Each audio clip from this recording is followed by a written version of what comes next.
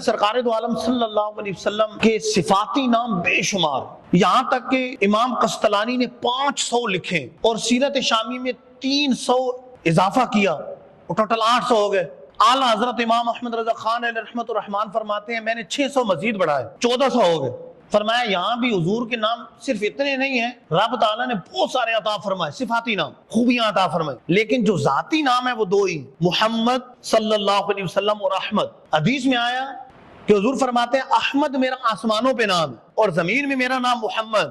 اگر غور کریں تو یہاں کوئی صفاتی نام ذکر نہیں کیا کہ بعد میں کوئی دجال کہتا پھر کہ اس سے میں مراد ہوں۔ حضور کا نام لیا کہ حضور آخری نبی ہے، نام لیا، اور دوسرا نام بھی وہ لیا جو زمین پر معروف ہے۔